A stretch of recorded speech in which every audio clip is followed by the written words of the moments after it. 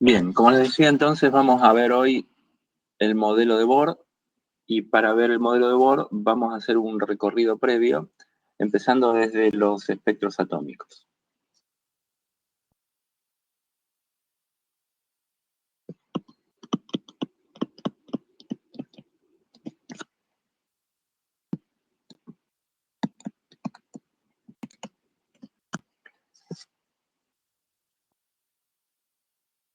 ¿Qué son los espectros atómicos? Son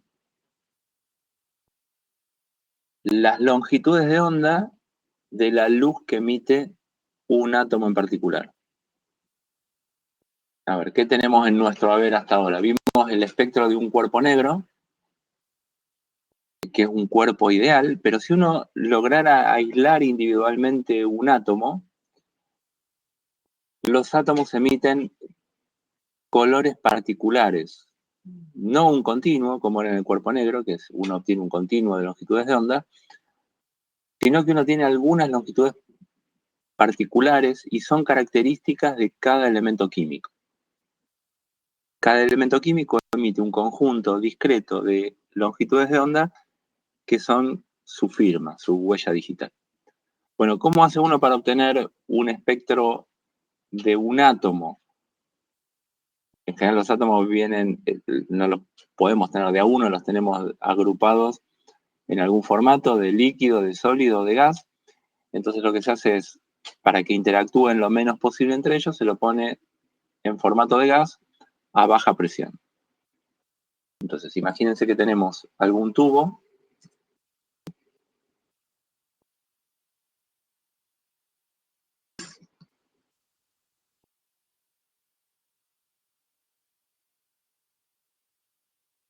de vidrio cerrado, donde adentro tenemos un gas particular, cualquiera, a baja presión, es decir, los átomos están bien separados unos de otros. Entonces, esto tiene un electrodo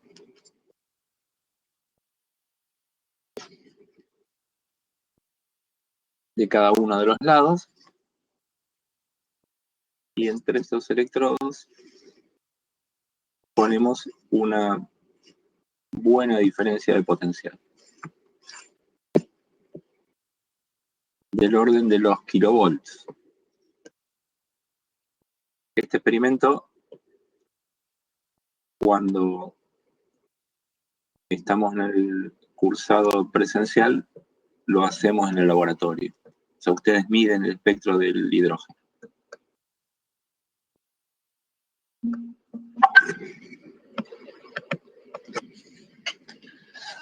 Bien, uno aplica una diferencia potencial, entonces los electrones, en algún momento, cuando la diferencia de potencial es muy grande, se produce un salto de los electrones de un electrodo al otro, viajan, se aceleran,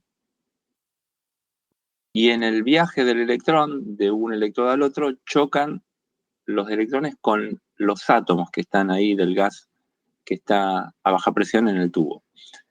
Al chocar, los electrones los átomos se excitan, se desexcitan y emiten luz de un color particular. Uno lo puede hacer con un sólido también. No sé, por ejemplo, ustedes agarran un alambre de cobre, lo meten en la hornalla de gas y lo están excitando térmicamente. Y uno va a ver que la llama del cobre tiene un color distinto al de la llama del gas. O sea, cuando le ponen el cobre arriba. Bueno, eso es luz que están emitiendo los átomos de cobre que están siendo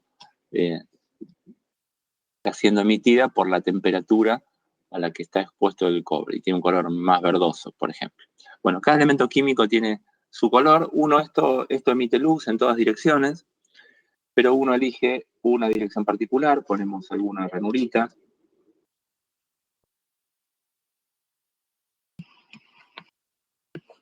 Entonces la luz que sale de ahí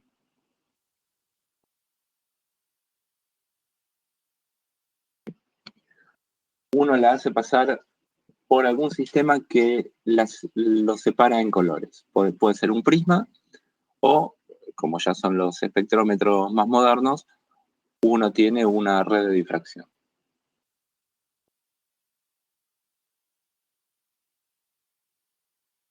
Entonces, la red puede ser por reflexión o por transmisión. Imaginemos que en general son por reflexión. Una red por reflexión es un conjunto de espejitos así. Bueno, esto tiene una estructura muy chiquitita. Y lo que uno obtiene es que se separan los colores. Bueno, voy a poner que vienen todos los colores juntos, representándolo así.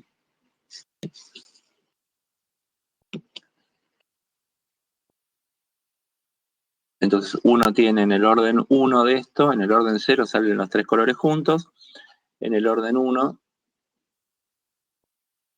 va a salir a un ángulo menor el azul, a un ángulo mayor el verde y a un ángulo mayor el rojo. Entonces acá uno pone, depende de la cantidad de luz que tenga, pero si vamos a que tenemos mucha cantidad de luz, uno pone un detector que de acuerdo a la posición me dice cuánta intensidad llega.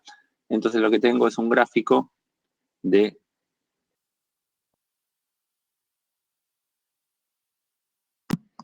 intensidad en función de longitud de onda y voy a obtener que tengo una cosa así.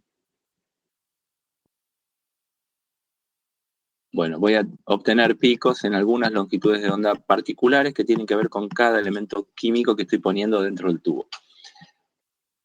Si uno en lugar de poner un detector de los actuales, un CCD o algo así, o si tiene poca luz, un fotomultiplicador que amplifica mucho la cantidad de luz que llega para generar una corriente apreciable y lo va haciendo recorrer las distintas posiciones o gira la red, que es más o menos lo mismo. Si uno va al siglo XIX, lo que uno ponía ahí era una película fotográfica. Entonces, en esta película fotográfica, imagínense que tengo un rollo de, no sé si los conocen, un rollo de 35 milímetros. Bueno, uno lo que obtendría son líneas en cada una de estas posiciones. Bueno, la ranura tiene la dimensión hacia adentro de la página o hacia arriba de la página.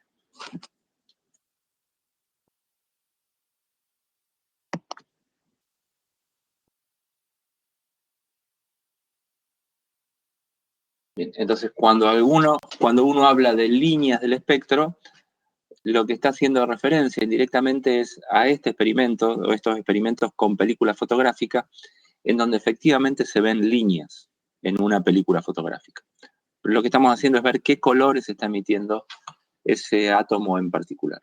Bueno, esto se estudió en detalle en el siglo XIX, se conocían los espectros de un montón de elementos químicos, por ejemplo, acá les pongo algunos.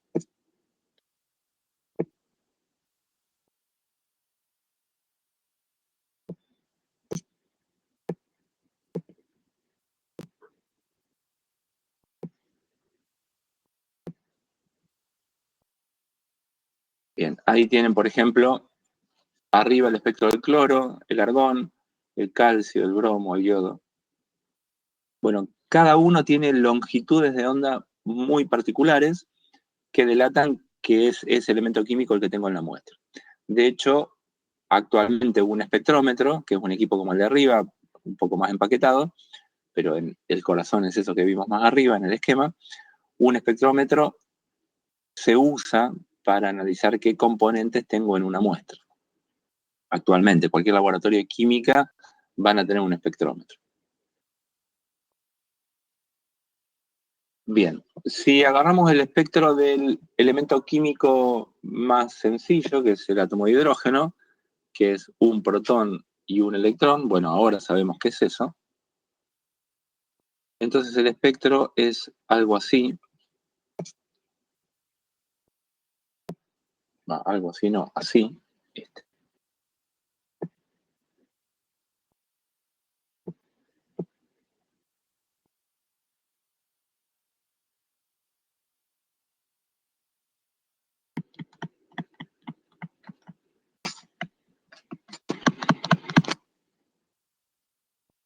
Y no solo se observaban los espectros en el visible, sino que también uno podía registrar en el infrarrojo o en el ultravioleta, no solo en lo que el ojo detecta. Uno puede tener películas fotográficas, bueno, que detecten en distintas longitudes de onda. Bien, para esto había una fórmula empírica del hidrógeno, eran tan sencillas las líneas del hidrógeno que uno obtenía una fórmula matemática para obtener qué líneas aparecen en el hidrógeno. Es una fórmula empírica es experimental, por las dudas. Se la vemos a Rydberg.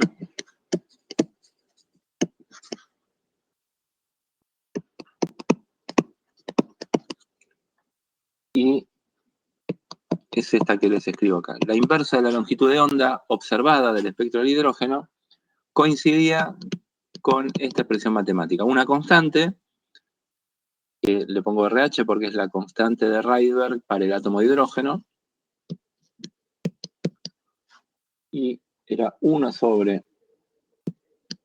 N1 cuadrado menos 1 sobre N2 al cuadrado.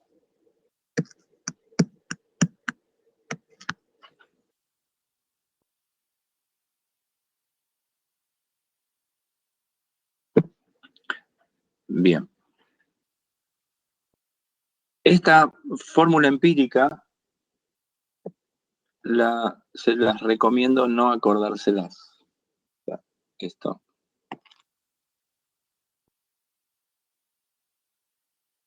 Olvidar. Bueno, no olvidarla, más estrictamente, no la memoricen. Porque cuando veamos el modelo de Bohr, vamos a obtener una manera muy sencilla de obtener esto que empíricamente está mostrando algo. Hay alguna estructura interna en los átomos que me dice que, por alguna razón que todavía ignoramos, se emiten solo estas longitudes de onda, por lo menos en el átomo de hidrógeno, que es el elemento más livianito y por lo tanto se supone el más sencillo en cuanto a su estructura. Bien, esta constante de Rydberg para el átomo de hidrógeno es 1,097 por 10 a la 7 metros a la menos 1.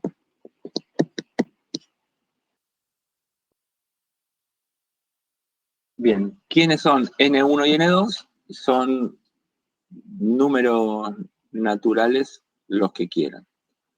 Si N1 igual a 1,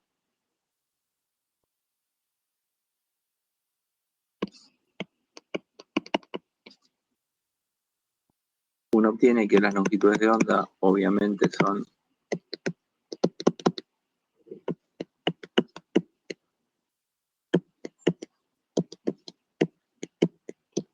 estas con cualquier n. Estas líneas se conocen como serie de Lyman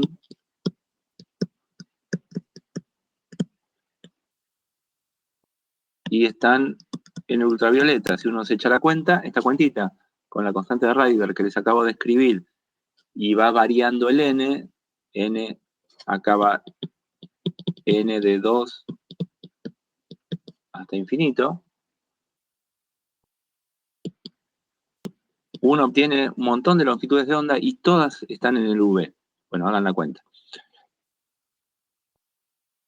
Bueno, si N1 es 2, entonces uno tiene otra serie de líneas, que son estas.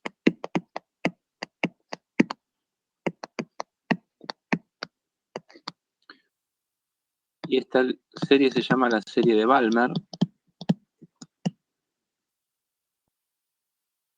Y esto está en el visible, son las que están representadas ahí arriba.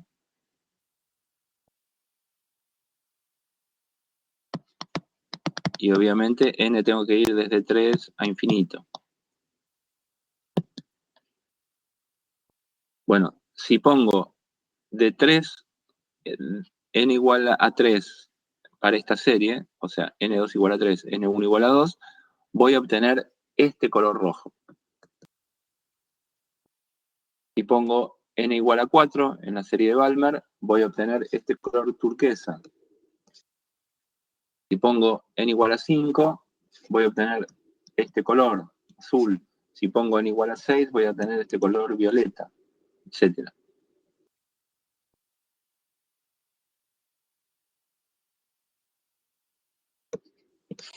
Si n1 es igual a 3, entonces la serie, fíjense que obviamente esta resta va quedando más grande y la inversa, por lo tanto, cada vez más chica. 1 sobre 3 al cuadrado menos 1 sobre n cuadrado, y a esta serie se la conoce como serie de Brackett. Bueno, ¿por quién la midió en el siglo XIX? Esto está en el infrarrojo. Y el n, para recorrer todos los valores de esta serie, va de 4 hasta infinito. Bueno, todos estos números me dan longitudes de onda en el infrarrojo, etc. La que sigue también está en el infrarrojo, y cada vez en el infrarrojo más lejano. Bien, entonces, esto es lo que tenemos de espectros atómicos experimental en el siglo XIX. Entonces vamos a nuestros modelos atómicos.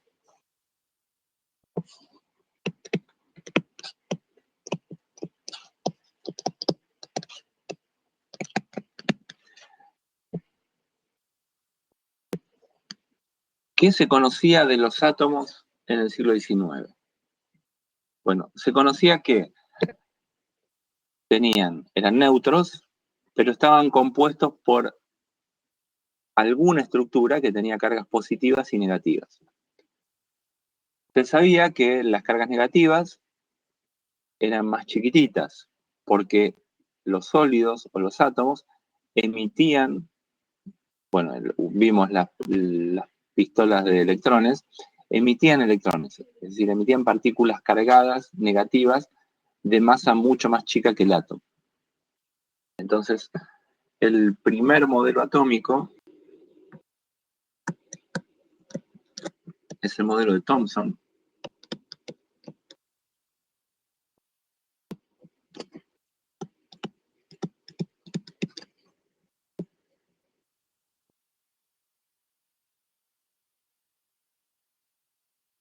Bien, y entonces, había electrones chiquititos, lo sabemos por ejemplo, el efecto fotoeléctrico, que ya se conocía. Había,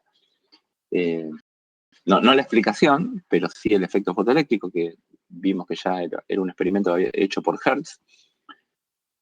Se sabía que el radio de los átomos era del orden de 10 a la menos 10 metros, o sea, un ángstrom.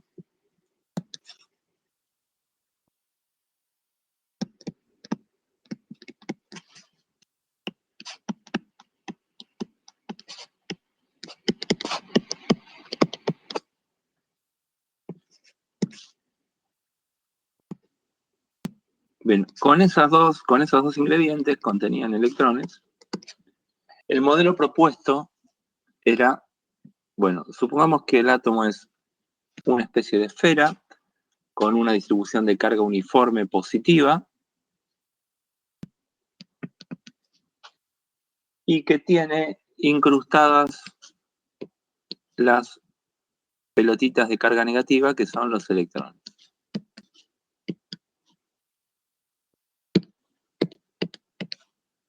Bueno, todos estos son los electrones. Y esto sería el átomo. Tengo tantos electrones como los que necesite para compensar la carga positiva. Y este tamaño tenía que ser del orden del ángstrom.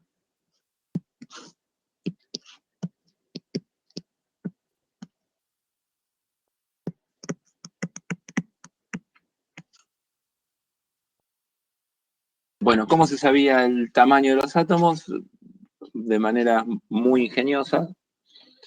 O sea, se conocían las relaciones estequiométricas de la química del siglo XIX, realmente brillante esos detalles, se conocían cuánto cuántos átomos había por mol.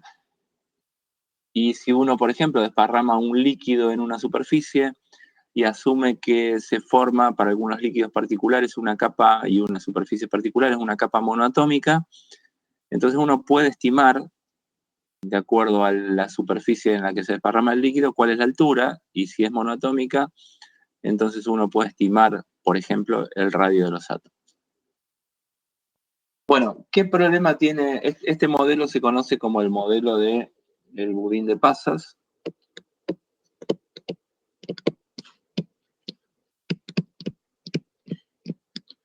O torta de frutas. Torta. Depende de la traducción del libro. El nombre. O alguna combinación de budín, torta, pasas y frutas o algo parecido. Pero se entiende la idea, ¿no? Tengo incrustadas en una masa uniforme de carga positiva, tengo incrustadas las partículas negativas. Bueno, ¿cuál era el problema de esto? De este modelo. Solo tiene una frecuencia de oscilación. Uno se echa las cuentas con el electromagnetismo, aparta del equilibrio esto y lo deja oscilar y oscila en una única frecuencia. Y si oscilan las cargas en una frecuencia, emiten radiación en esa frecuencia. Y por lo tanto, no puede explicar la riqueza del espectro. Hay más de una longitud de onda emitida, hay varias, y de lo único que dependía acá, la frecuencia emitida era el tamaño del átomo. No puede explicar los espectros.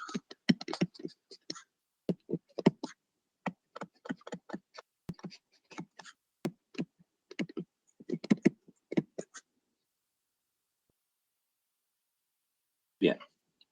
Así que en cuanto a los rudimentos de que se le pueden arrancar electrones al átomo, está bien, pero es lo único que puede explicar.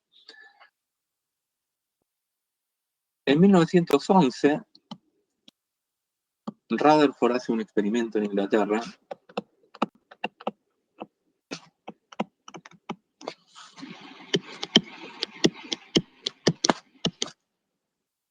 que es realmente brillante.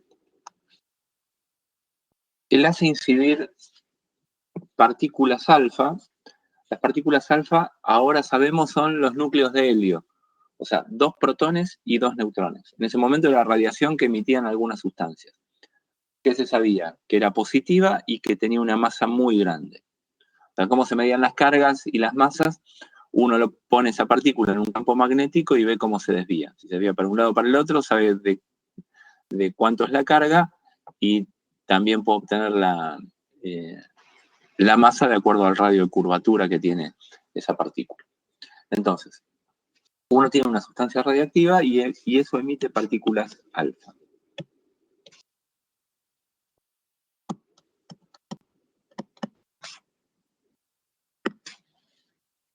Bien, recuerden, la característica de las partículas alfa, bueno, es un núcleo, sabemos que es un núcleo de helio, ahora, en ese momento no, pero masa grande comparada con los electrones, tengan en cuenta que será del orden de 8.000 veces más masivo que un electrón y carga positiva.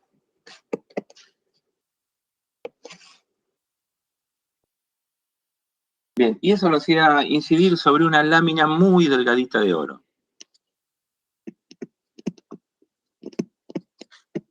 De manera que en su viaje, y al chocar con la lámina de oro, va a interactuar con un átomo, esa es la expectativa. Y bien delgadita la lámina de oro. Bueno, y lo que hacía era observar cómo se desviaban esas partículas alfa al atravesar la lámina de oro. O sea, medía qué intensidad tenía en función de este ángulo tita. Realmente los experimentos yo a cabo en estos años eran realmente sorprendentes porque Si ustedes ven fotos de los laboratorios de esa época, son, nada, salas grandes con mesas de madera y los instrumentos viejos, característicos de esa época, bueno, viejos desde ahora. Entonces, ¿cómo mido en qué ángulo fue a parar una partícula alfa? Bueno, lo que hacían era poner una pantalla de vidrio impregnada en fósforo, como la de los viejos televisores. Entonces, cuando la partícula alfa golpeaba en la pantalla, hacía un destello, un brillito. Y la computadora era el cuadernito y el lápiz, era anotar cuántos destellos por unidad de tiempo hacía de acuerdo al ángulo, y uno tenía cuántas partículas alfa. Si uno no tiene ni la película de oro y pone la pantalla acá, uno sabe cuántas partículas estoy emitiendo en esa dirección. Bueno, obviamente acá pongo bloques para que solo pase la partícula alfa que va en esa dirección, ¿no? Bien, y eso lo hacía observando en distintas direcciones, y lo que obtenía era que aún para ángulos de backscattering, o sea, de las partículas alfa dispersadas hacia atrás, hacia la misma dirección donde venían las partículas, obtenía intensidad baja, pero obtenía algo de intensidad. Entonces, imagínense que la partícula alfa esté atravesando el budín de pasas del modelo de Thomson.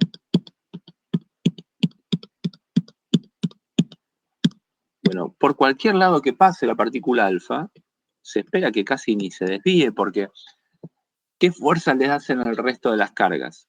Y más o menos la misma, porque de un lado del otro tengo tanta carga positiva como negativa. Entonces lo que calculó Rutherford es, supongamos que tengo la carga positiva concentrada en el centro del átomo y la carga negativa en el exterior del átomo, orbitando de alguna manera como una especie de modelo planetario. Entonces ahí sí, cuando pasan las partículas alfa cerca del núcleo, que es más masivo,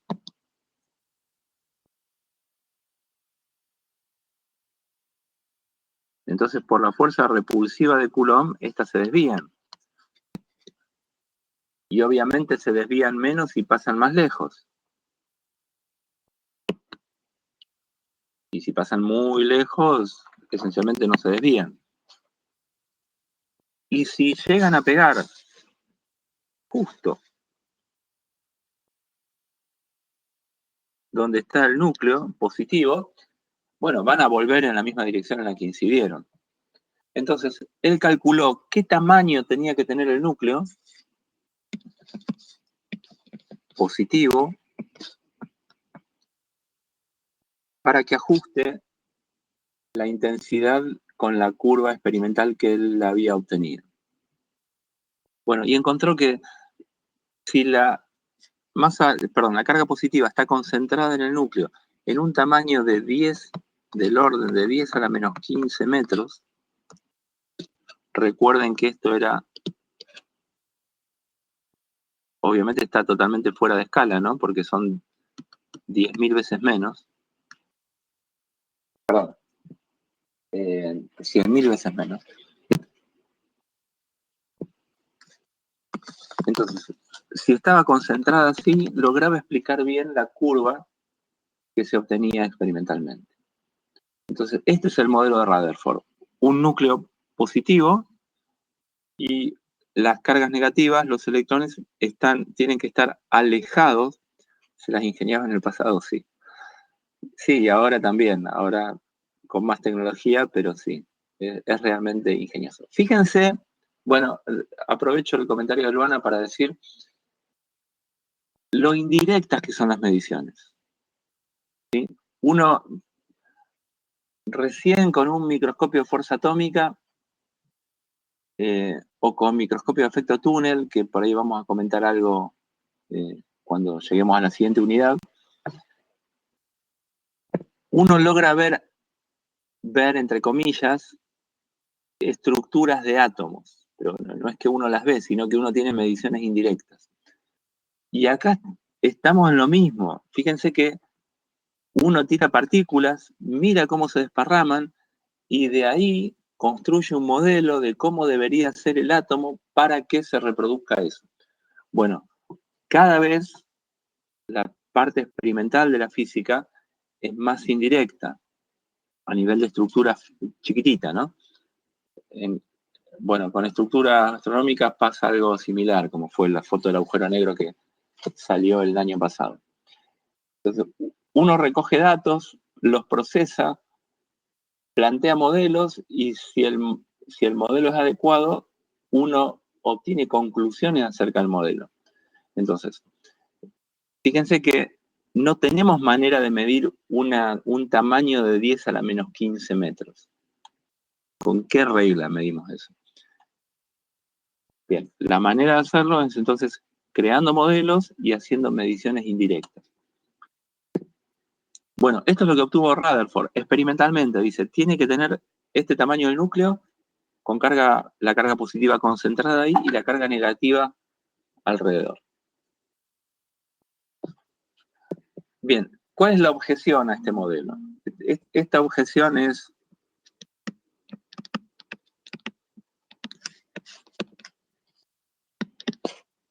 de acuerdo a lo que dice la teoría clásica del electromagnetismo. ¿Cómo se sostienen ahí los electrones?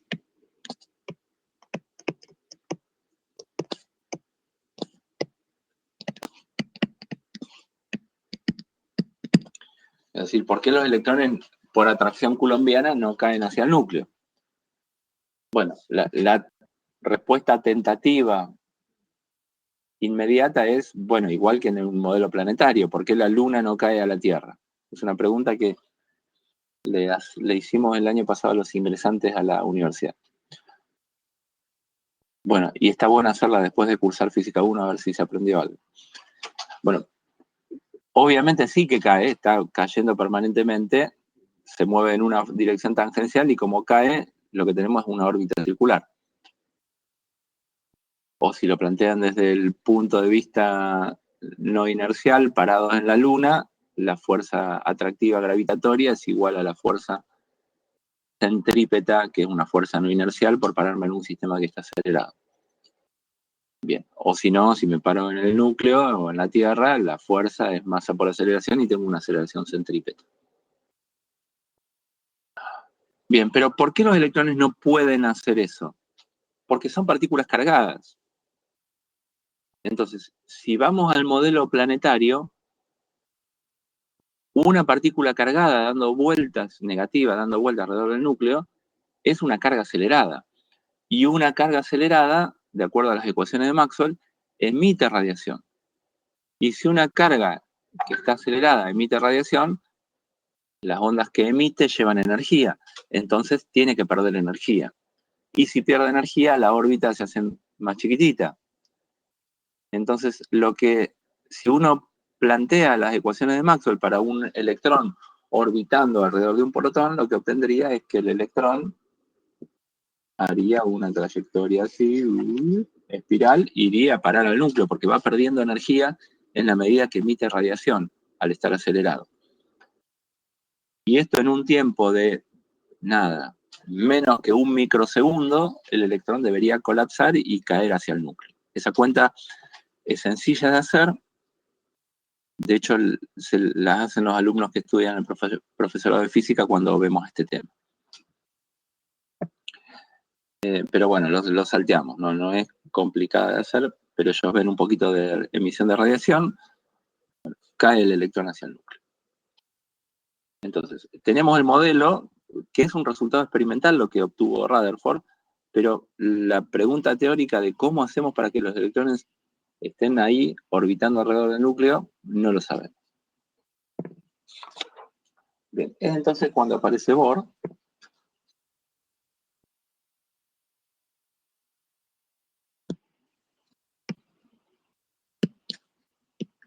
Y Bohr, por decirlo de alguna manera, chocantemente simple.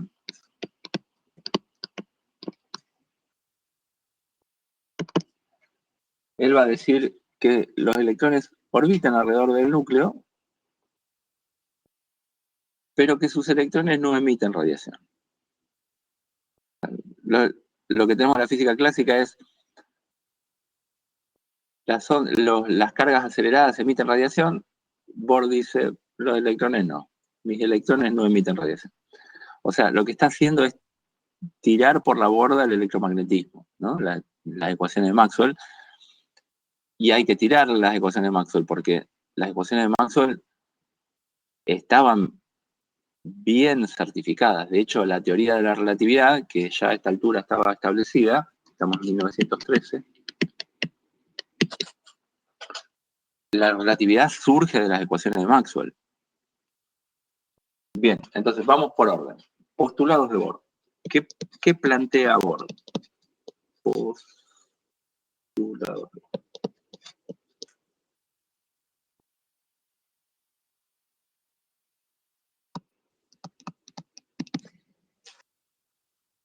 Bueno, lo primero que dice Bohr es el electrón se va a mover en órbitas circulares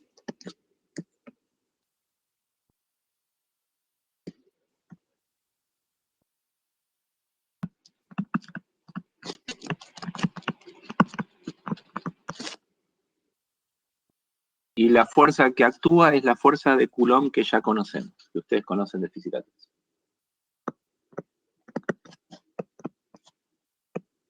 Bajo la atracción coulombiana.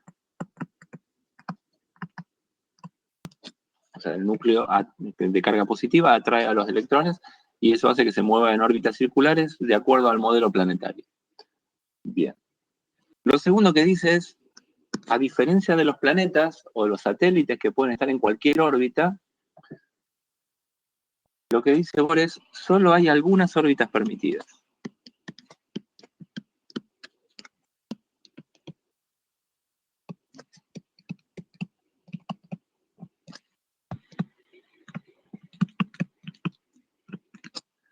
Y él dice, ¿cuáles son esas órbitas permitidas? Aquellas que el impulso angular sea un múltiplo de h barra. El módulo, ¿no? El vector impulso angular, el módulo, perdón, nunca dije quién era h barra. N por h sobre 2pi. H la constante de Planck, n un número entero, perdón, número natural, de la constante de Planck dividido 2pi. H sobre 2pi nos va a parecer mucho, entonces le vamos a poner el nombre de h barra. Cuando vean h con un palito, eso se lee h barra, no es otra cosa que h dividido 2pi.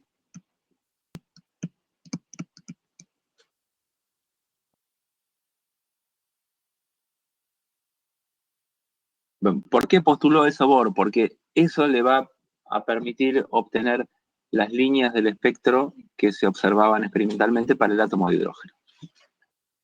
Bueno, lo tercero es, esto es lo que viola las ecuaciones de Maxwell. Por eso, conceptualmente, ustedes fíjense que los saltos son muy obvios cuando uno los mira desde otro paradigma, pero en ese momento había que decir que no valen las ecuaciones de Maxwell. Uno dice, bueno, el modelo planetario es obvio, mira el modelo de Rutherford y dice el modelo planetario, pero te dice, no se puede, porque están las ecuaciones de Maxwell. Entonces lo que dice Bohr es, los electrones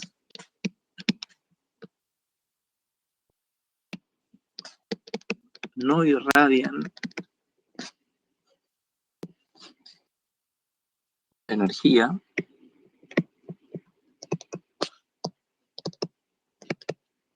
mientras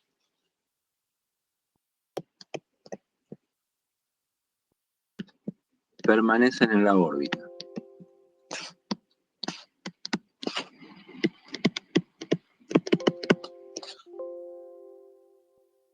Bien.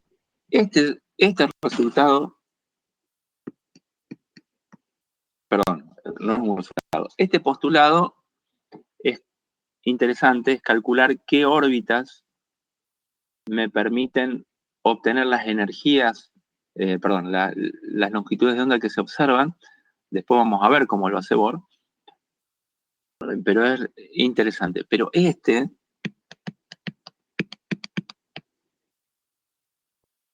es tan obvio y tan simple que es realmente el salto conceptual fuerte que da el modelo de Bohr, porque está negando la veracidad de las ecuaciones de Maxwell. Dice, acá en los electrones dentro del átomo, las ecuaciones de Maxwell no están funcionando. O como se suele decir ahora, no estarían funcionando acá adentro. Bueno, y el cuarto punto, lo que hay que decir es, bueno, ¿cómo, si no emiten ondas electromagnéticas así, cómo es que las emiten? Y este punto también es formidable. Se emite radiación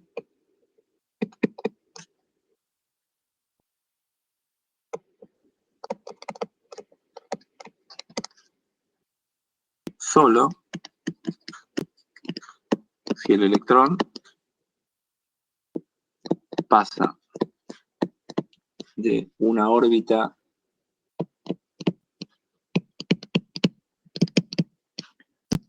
a otra de menor energía.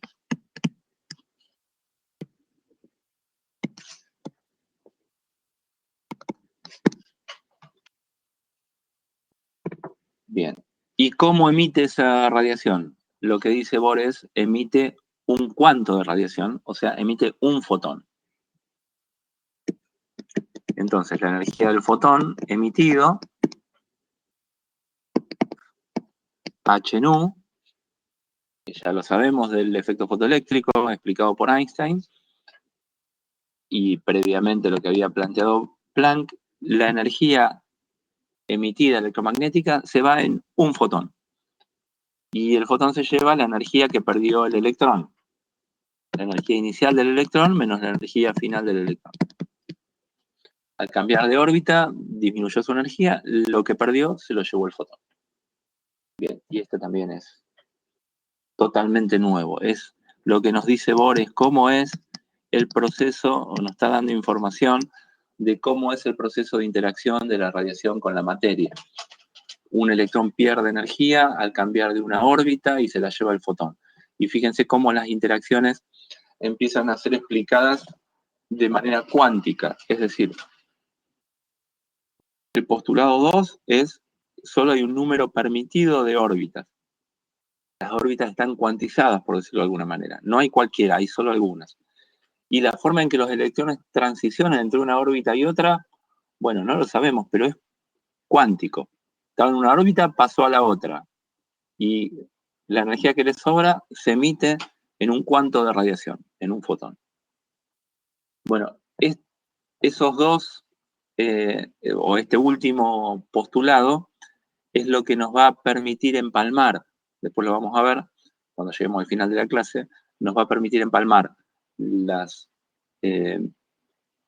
ecuaciones de Maxwell con este modelo de Bohr. Bueno, vamos por partes. Entonces, vamos a plantear todo lo que dijo Bohr de manera ordenada. Entonces, vamos por el primer postulado y vamos a obtener qué sale de estos postulados planteando lo que dijo Bohr. Bueno, primer postulado.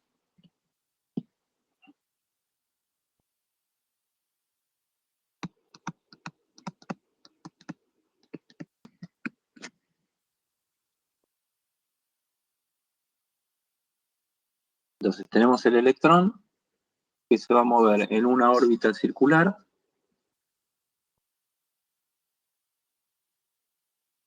alrededor del protón, que es mucho más masivo. Entonces, tomamos nuestro origen de coordenadas en el protón, va a haber una fuerza atractiva de Coulomb entre el protón y el electrón. Bueno, esta es la fuerza que el electrón le hace al protón y esta es la fuerza que el protón le hace al electrón. Este es el electrón, este es el protón. obviamente iguales y opuestas por la ley de Newton. Así que nos vamos a centrar en el electrón. ¿Sí? Vamos a plantear la ley de Newton, fuerza igual masa por aceleración,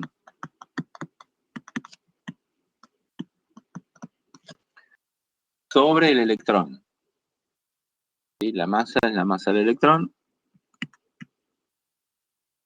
Y la aceleración es, si asumimos que estamos en un movimiento circular, la aceleración es la aceleración centrípeta, o sea, está acelerado en la dirección de la fuerza, hacia adentro, y la fuerza es la fuerza de Coulomb, o sea, Q1 por Q2 en la dirección radial, que es la dirección esta. Bueno, acá planteo mi sistema de coordenadas, X, Y, Z.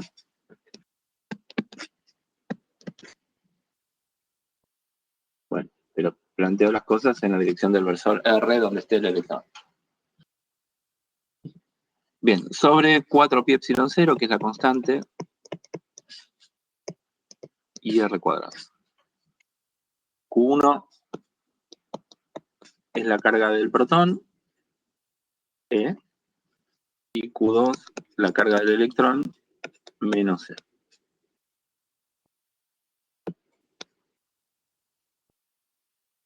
Bueno, recuerden la carga del electrón, 1,6 por 10 a la menos 19 coulombs. Bien, así que reemplazando Q1 y Q2, esto me queda menos E cuadrado. Bueno, no, si lo borro después no va a quedar ni la punta, así que lo escribo en el renglón de abajo. Esto me va a quedar E cuadrado sobre 4pi epsilon 0 R cuadrado.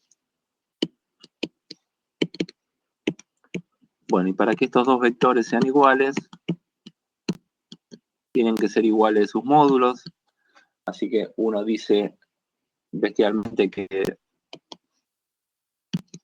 simplifico esto. Bueno, simplifico los signos. Entonces, fíjense que me queda una relación entre el radio de la órbita y la velocidad. Bueno, eso nada nuevo, es lo mismo que supongo han hecho en Física 1 cuando vieron la ley de gravitación universal. O sea, tengo una relación entre R y B.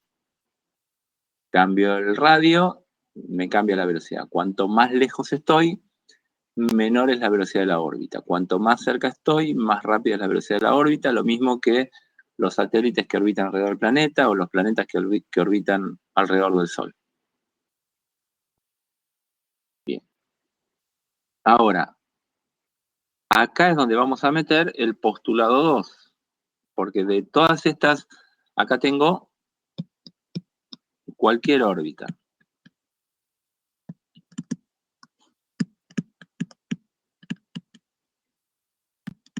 Es decir, elijo el R, tengo el B. Elijo el B, tengo el R. Y no hay ninguna restricción.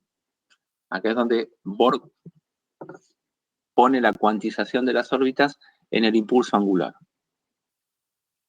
Postulado 2, lo escribo acá abajo.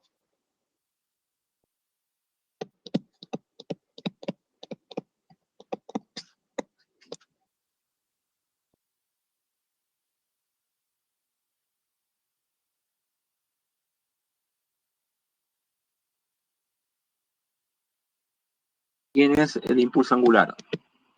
Alguno que pueda activar el micrófono. ¿Cómo definíamos impulso angular?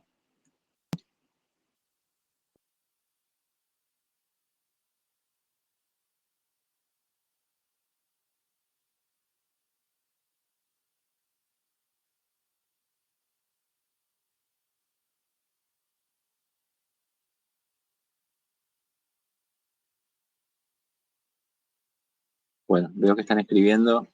Espero un cachito.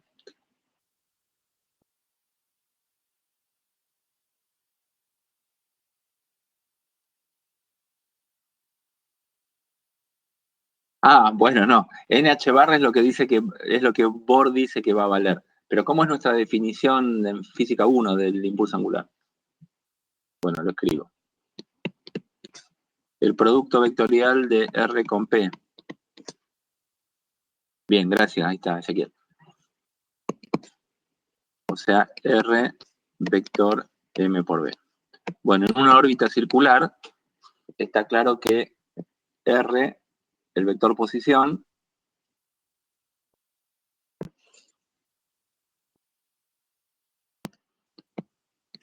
supónganse que acá esté el electrón, y la velocidad, supongan que esté orbitando así,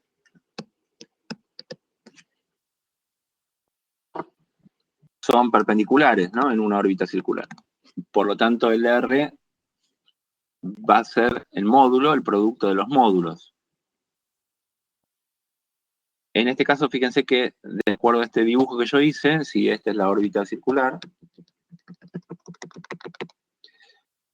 el impulso angular está saliendo hacia afuera, hacia arriba de la pantalla.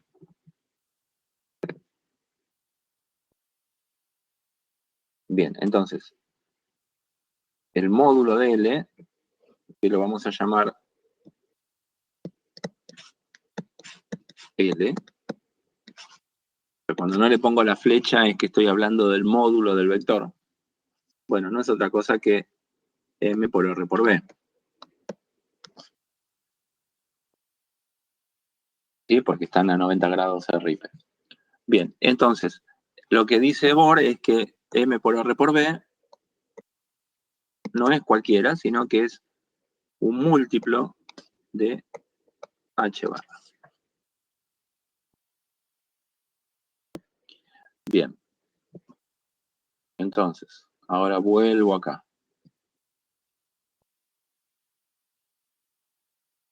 Entonces, reagrupo esta expresión de la siguiente manera. E cuadrado sobre 4pi epsilon 0 es igual, todavía no hago nada,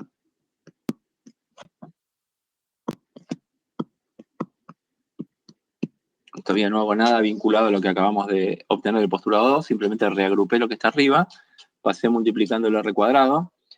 Fíjense que se me va el R con el R, pero hago lo siguiente, multiplico y divido por la masa del electrón, esto no me cambia nada, y paso para el otro lado, bueno, ME al cuadrado, R cuadrado, B cuadrado. ¿Por qué hago eso? Porque fíjense que eso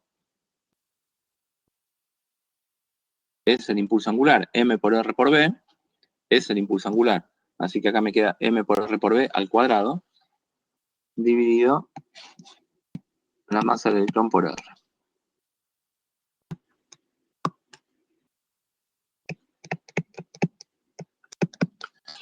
Bien, entonces acá esto es otra manera de expresarlo, esto es L cuadrado.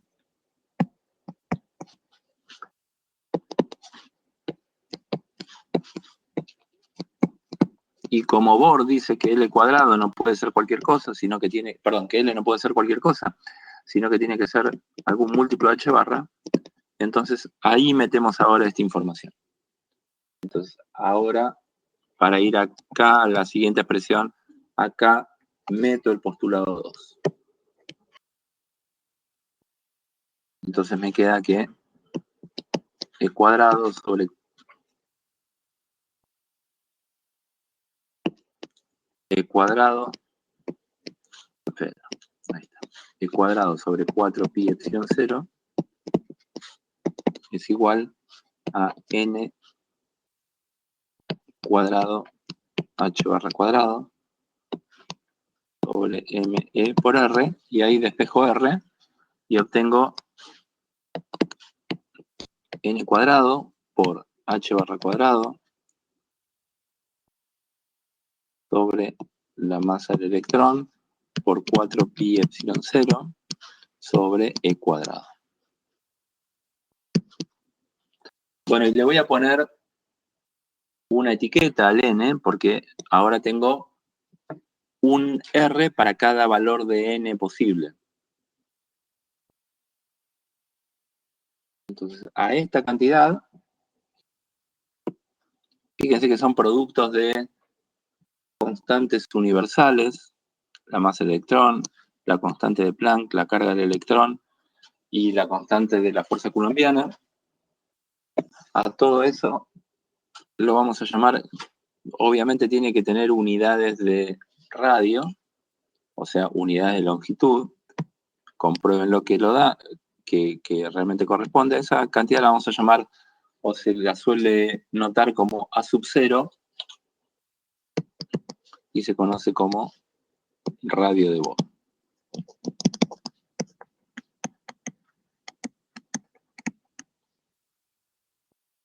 Su valor es, si hacen el producto de esas constantes, 0,529 angstroms.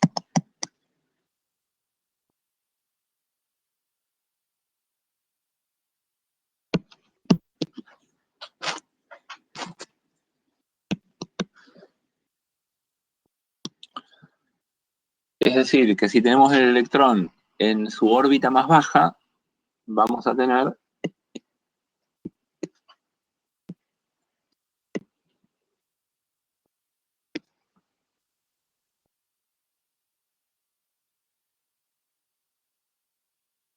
un radio de A sub 0.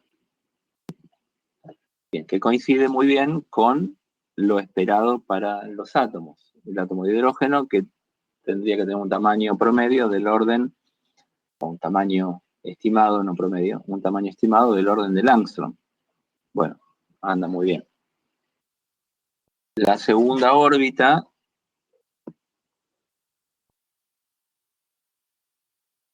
la vamos a tener a 4 A sub 0. La tercera órbita, que ya no me entra,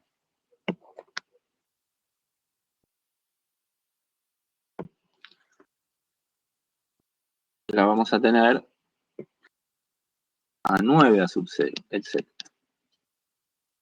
Bien, eso es lo que dice Bohr de su modelo atómico. Bueno, podemos obtener otras cosas. Vamos a obtener, por ejemplo, podemos obtener la velocidad. La velocidad es muy fácil de obtener porque ¿cómo obtengo la velocidad? Bueno, pongo el radio que se me antoje y de ahí obtengo la velocidad. ¿De dónde la despejo? Bueno, la puedo despejar o de acá, del impulso angular, o la puedo despejar de acá. Cualquiera de las dos. De hecho, las acabamos de juntar, pero me vinculan R y B y las dos las juntamos en esta única expresión, donde obtuvimos el R. Así que da lo mismo en cuál de las dos la pongamos porque son compatibles. Así que la ponemos en la más sencilla, el B.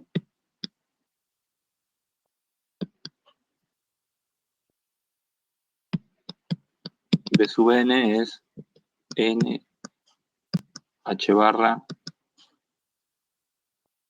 sobre m r sub n, y r sub n lo podemos reemplazar por lo que tenemos allá. Fíjense que r sub n va con n cuadrado, así que bueno, háganlo ustedes, lo dejo acá pendiente, pero tarea para el hogar. Pero fíjense que la velocidad tiene que ser proporcional. Como el r va con n cuadrado y la velocidad es n sobre rn, la velocidad tiene que ser proporcional a 1 sobre n. Bueno, claramente, cuanto más grande es la órbita, o sea, cuanto mayor n, más chica la velocidad del electrón en el modelo de Bohr. Claramente. Bien. Vamos con la energía. ¿Qué energía tiene el electrón ahí? Porque nos interesa encontrar las energías de las órbitas por los postulados 3 y 4, que nos van a decir cómo es el fotón emitido cuando el electrón cambia de órbita. Entonces necesitamos las energías de las órbitas para poder obtener esto. Bueno, borro esto porque después les va a quedar en el apunte.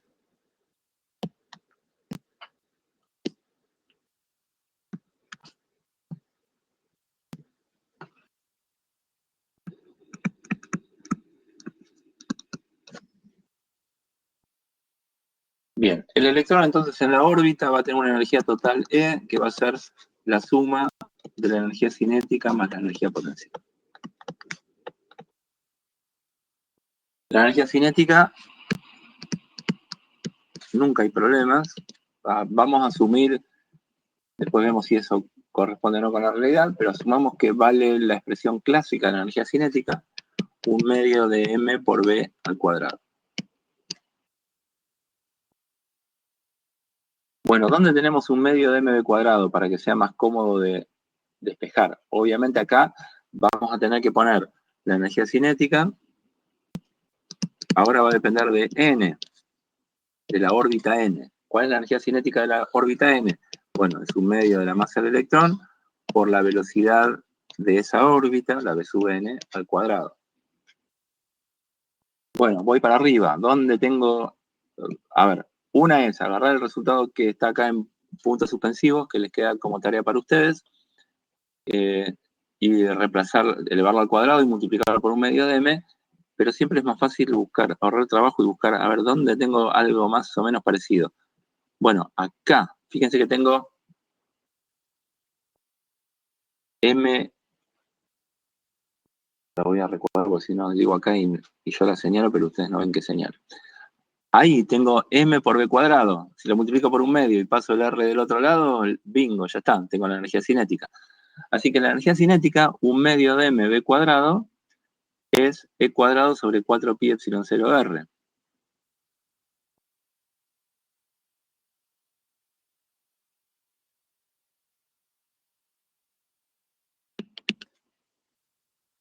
Igual, acá voy a ponerle la referencia.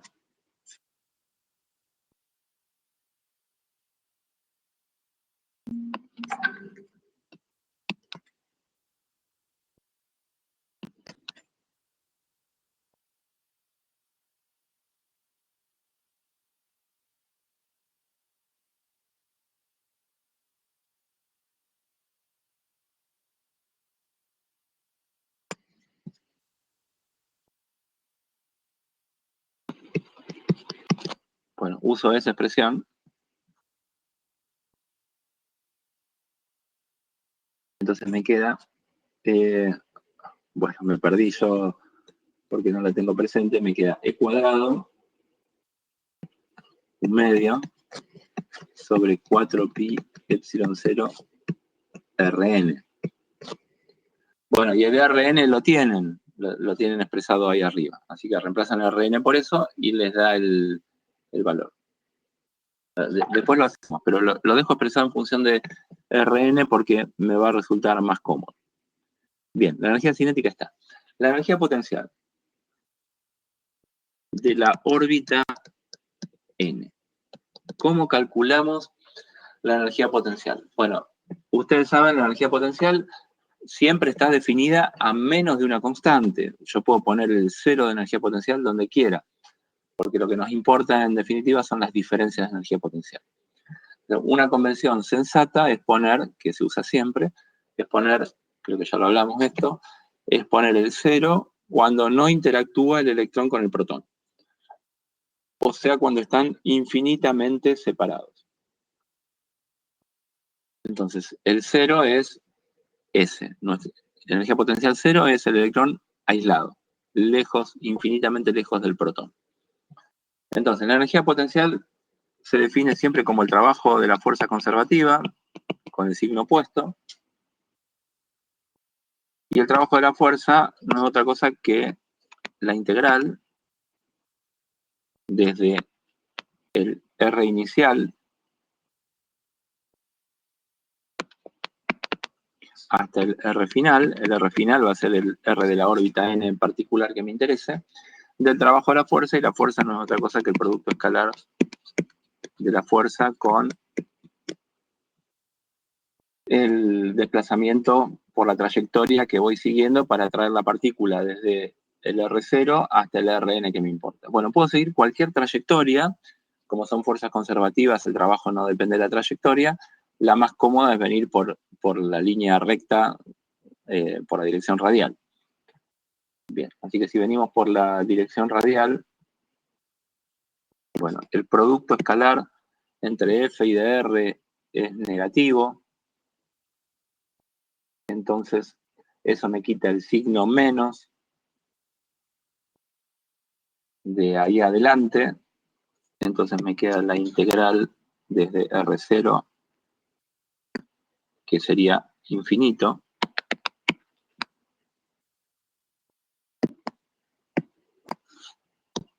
hasta el radio particular R sub n de la fuerza, que es la fuerza de Coulomb, 1 sobre 4 pi epsilon 0 por E cuadrado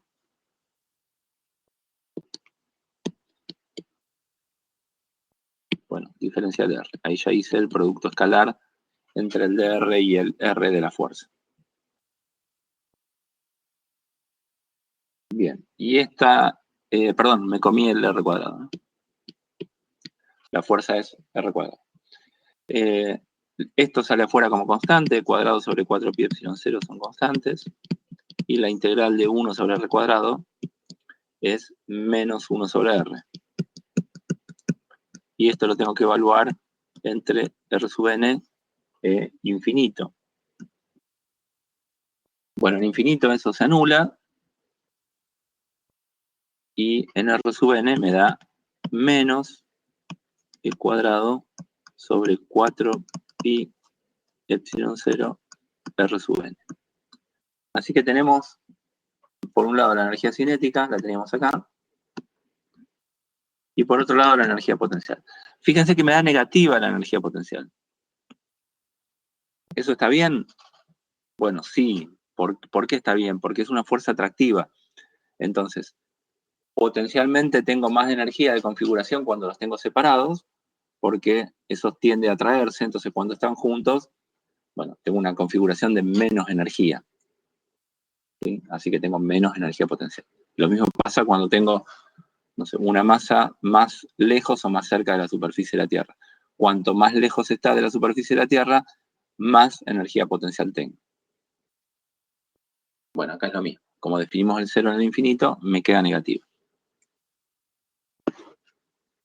Bien, entonces, ¿cómo es la energía total? Por eso lo dejé expresar la energía cinética en función del R. Ahora ven la comodidad de eso. La energía total, le voy a poner E para no andar agregando subíndices. Es la energía cinética de esa órbita más la energía potencial de esa órbita. Bueno, y fíjense que tengo la energía cinética medio algo y la energía potencial menos algo. Medio algo menos algo es menos medio algo.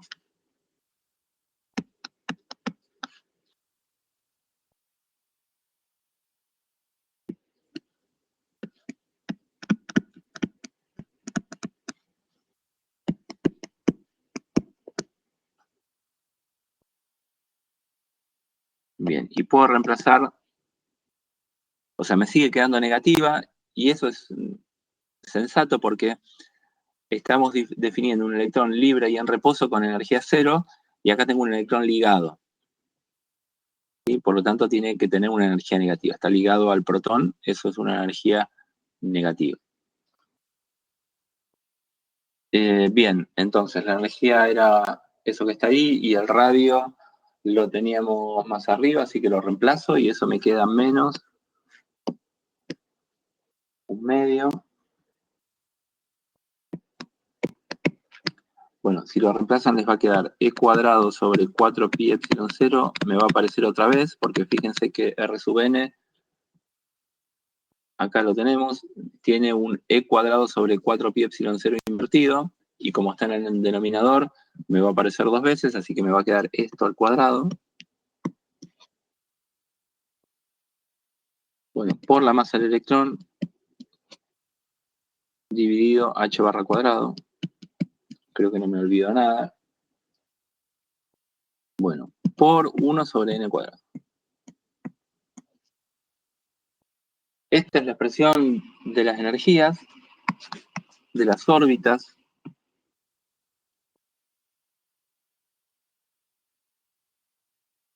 Y a este número, esto de nuevo es una constante,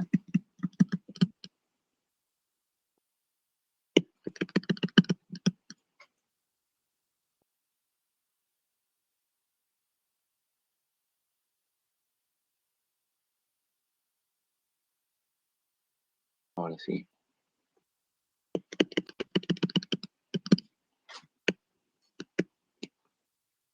Esa constante, el producto de todas esas constantes me da 13,6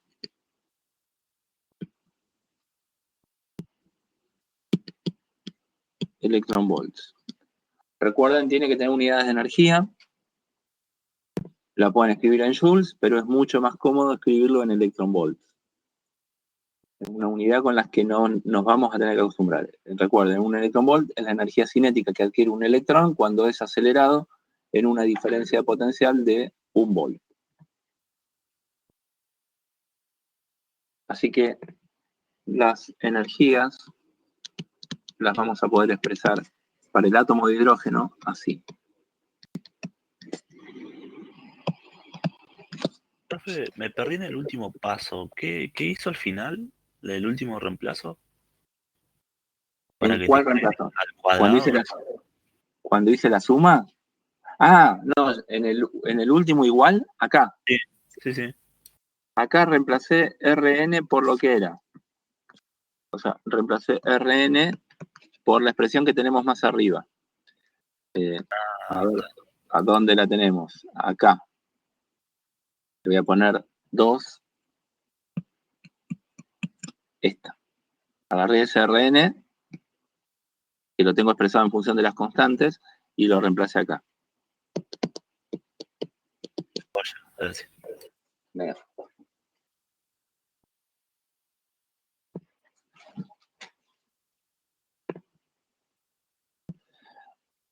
Bien.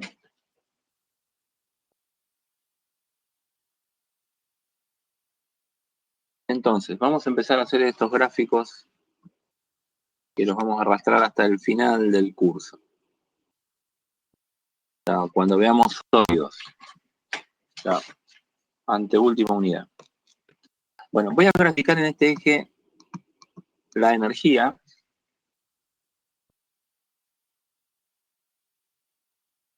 La vamos a graficar en electronvolts.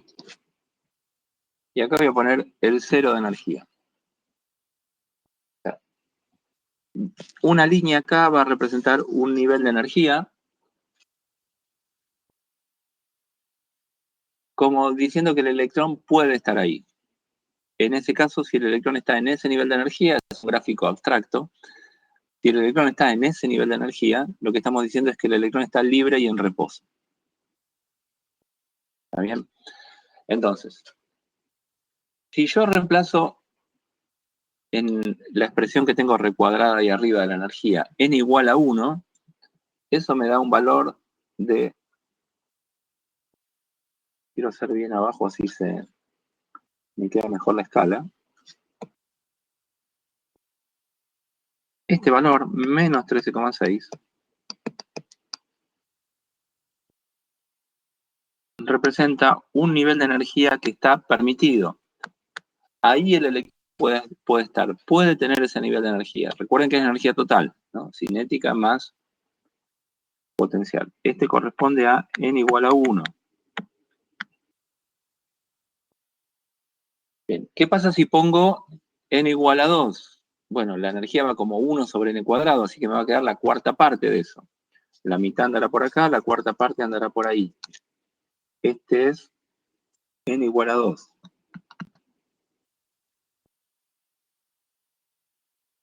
Ahí voy a tener otro nivel de energía permitido.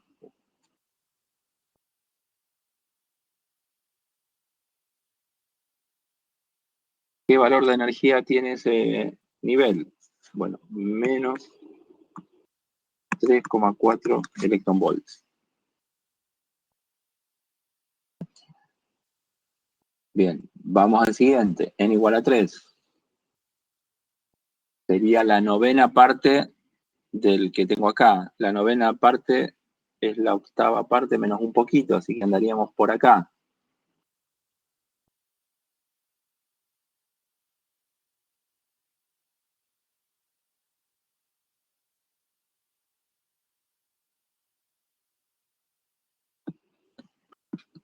N igual a 3. Este corresponde a menos 1,51.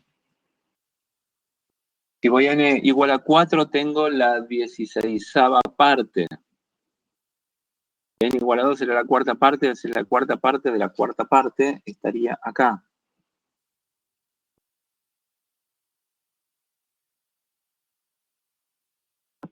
N igual a 4.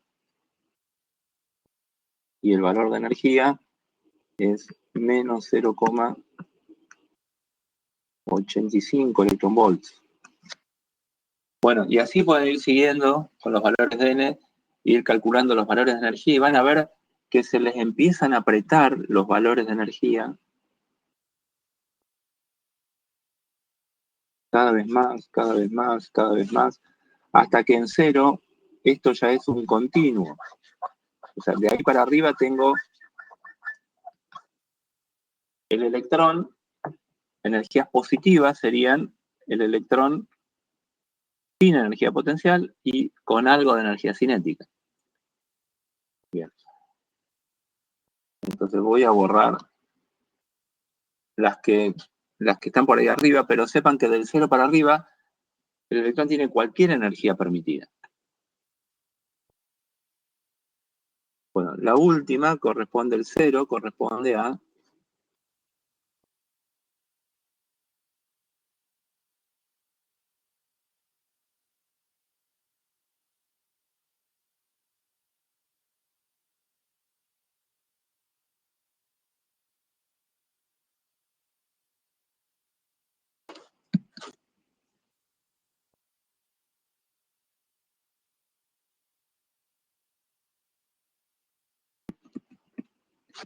bueno, a la órbita n igual a infinito.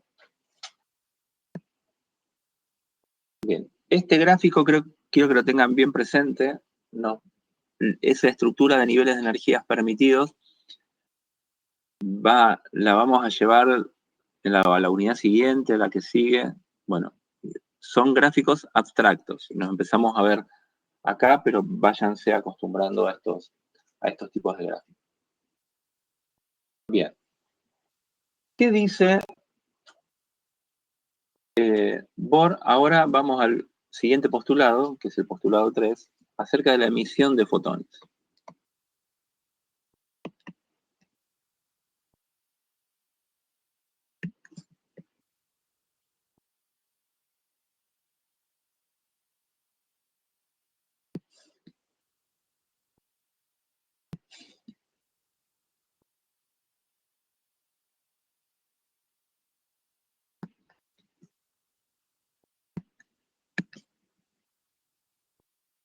Bueno, llega un momento que el lápiz empieza a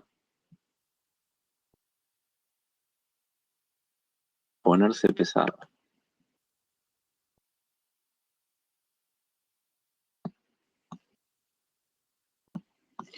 Bien, emisión de fotones.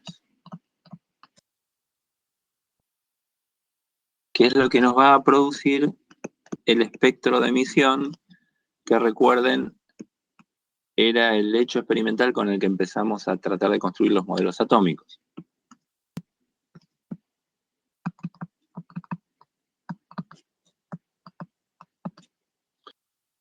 Bueno, ¿cuál es la visión de Bohr de cómo emite luz la materia? Bueno, es re sencilla, es esta que está acá. Tengo antes un electrón en alguna órbita, ahí. Supónganse que esta es la órbita N2 o N inicial.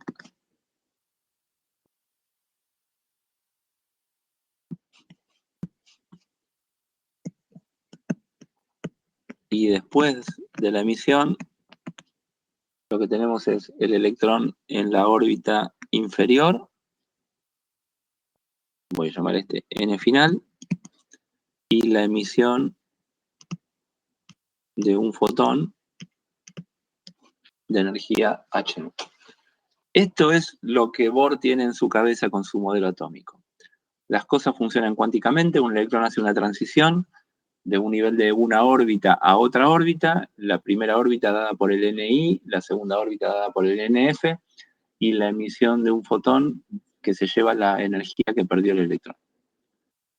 Bien, así que planteemos qué pasa con la energía del fotón.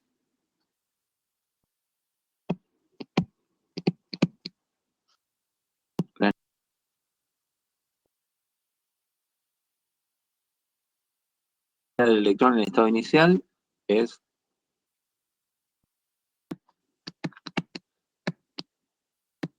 la energía E sub I. Al final la energía es la energía final del electrón más la energía del fotón, H nu. Así que simplemente H nu es lo que perdió el electrón. Y fíjense que esto que perdió el electrón lo podemos escribir como la energía inicial es menos 13,6 electronvolts dividido el n inicial al cuadrado. Esta es nuestra expresión de las energías. Menos, ¿cuál es la energía final del electrón? Menos 13,6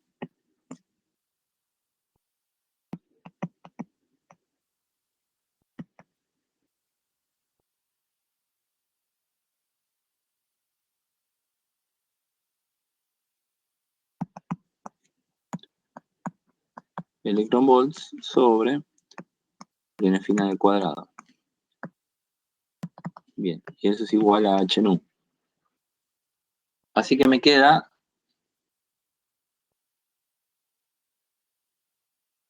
que H nu, H nu es 13,6 electronvolts, que lo saco de factor común,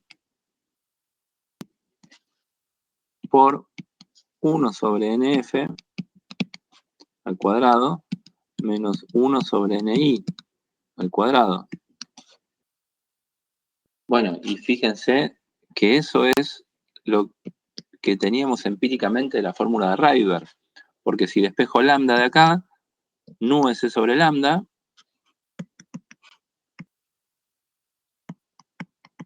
así que si despejo lambda de ahí, o 1 sobre lambda de ahí, me queda el 13,6 electronvolts dividido HC 1 sobre NF cuadrado menos 1 sobre NI cuadrado, y esto es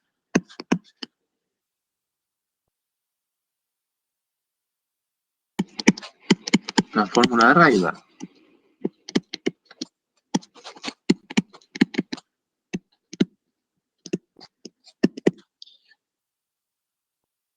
Y esto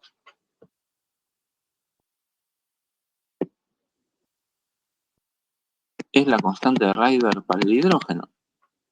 Entonces, fíjense cómo Bohr obtiene de una manera totalmente simple, a través de este proceso, ese proceso que tenemos dibujado ahí en el postulado 3, de una manera hiper sencilla, obtiene el espectro de emisión del átomo de hidrógeno. Por eso digo que esta expresión de abajo la acabo de demostrar para que vean que sale de plantear algo mucho más trivial, que es la conservación de la energía.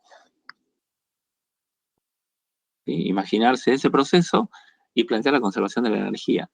Bueno, y eso me da todo el espectro del átomo de hidrógeno. Entonces, imaginemos que el n final de este grafiquito, de este esquema que tenemos a la derecha, es el n igual a 1.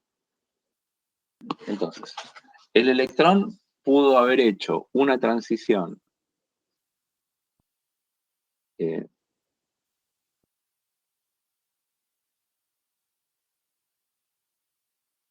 pudo haber hecho una transición del nivel 2 al nivel 1. Lo voy a representar así. Con una flecha que baja del nivel 2 al nivel 1, estoy representando el proceso que tengo esquematizado a la derecha como antes y después. Bueno, si el electrón baja de esa manera, va a emitir un fotón ¿de qué energía?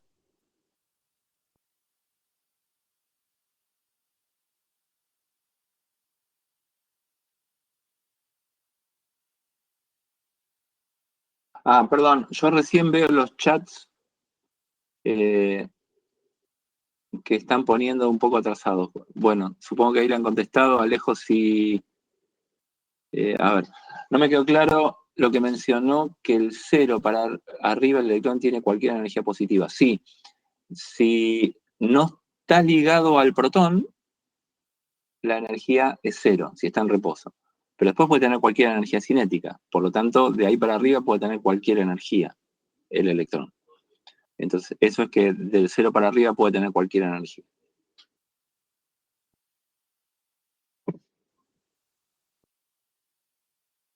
Ahí ya no sirve la formulita que obtuvimos, ¿no? Ahí energía cinética puede ser cualquiera. Las energías etiquetadas con N son para cuando el electrón está ligado. Del cero para arriba ya no está ligado, así que ahí no quito las etiquetas. Vale cualquier energía.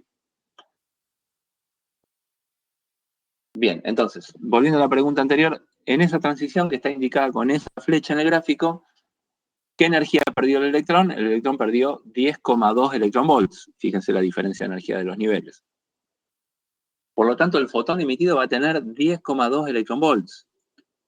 ¿Eso en qué rango de onda electromagnética cae? Bueno, claramente en el ultravioleta, recuerden. Visible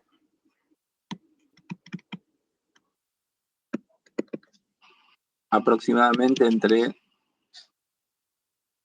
no sé, 350, 400 a 750 nanómetros,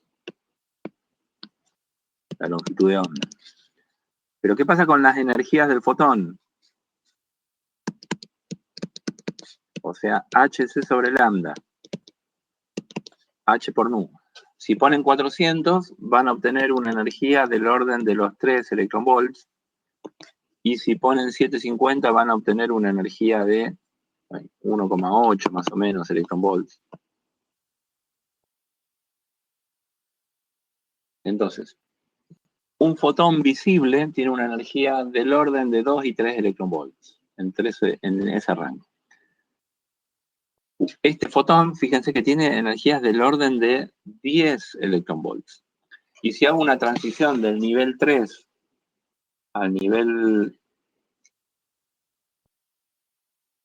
del nivel 3, voy a poner la regla porque si no me van a salir todos torcidos. Al nivel 2, perdón, del nivel 3 a nivel 1,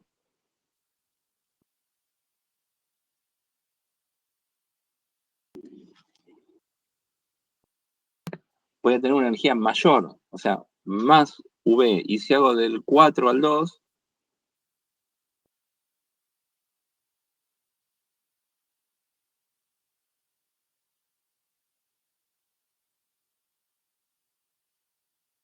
bueno, más todavía. Y si hago del 5 al 2, más todavía, etc. Bueno, todas esas líneas de emisión de fotones van a estar en el ultravioleta. Esa es la serie de Lyman. Todas las transiciones a nivel 1. ¿Qué pasa ahora con las transiciones a nivel 2? Bueno, puedo ir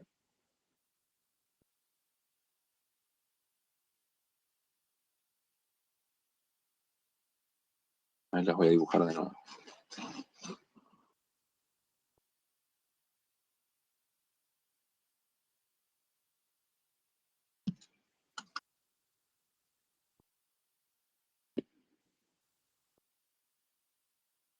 Bueno, disculpen que está un poquito lento todo esto.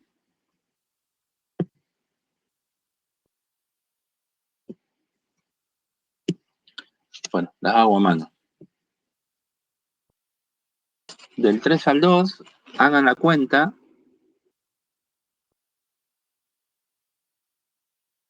Voy a tener un fotón que tiene una energía, bueno, 3.4 menos 1.5, eso da una del orden de 2 electronvolts, y eso es rojo. Hagan la cuenta, les va a dar 656 nanómetros esa longitud de onda. Si hacen una transición del 4 al 2, le va a dar un color turquesa. Si hago la transición del 4 al 2, me va a dar un color azul. Bueno, etc. Estas están en el visible. Bueno, y todas las que siguen también.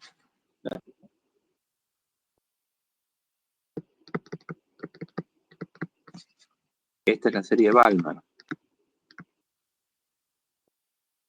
Si hago todas las transiciones al nivel 3, fíjense que cualquiera de las transiciones al nivel 2 es más chica que la transición de energía más chica del nivel 2 al nivel 1. Y acá va a pasar lo mismo. La transición mayor hacia el nivel 3, o sea, del infinito al 3, es más chica que la del 3 al 2. ¿Sí? Ese fotón va a estar en infrarrojo. Bueno, cualquiera de las transiciones al nivel 3 va a estar en infrarrojo. Bueno, etc. Entonces tenemos todas las transiciones explicadas de una manera muy sencilla, muy cómoda. Siempre n tiene que ser natural, sí. En nuestro, bueno, no, en el planteo de Bohr dice que solo hay órbitas compatibles con esto, el postulado 2, que él es un múltiplo de H, y ese múltiplo es un número natural. Un múltiplo H barra, perdón. Así que n es, desde ahí lo venimos arrastrando, es un número natural.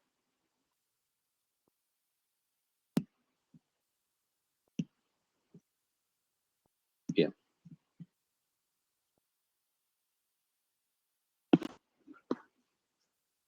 Bueno, así que tenemos perdón, acá está el postulado 3 y este es perdón, este no es el 3, este es el 4. Así que lo voy a cambiar.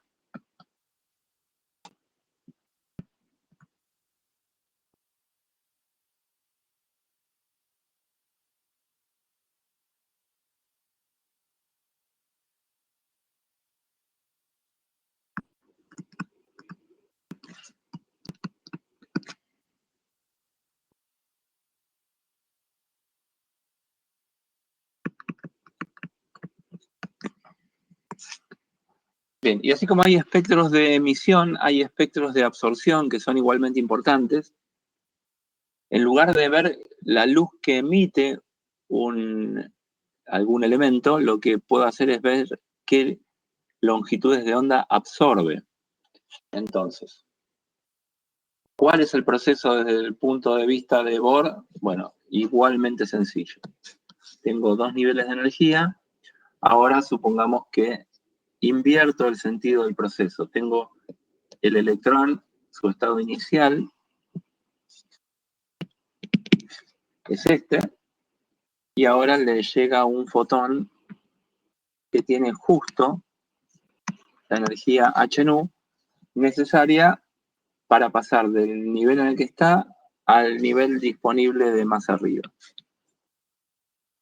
Esto es antes.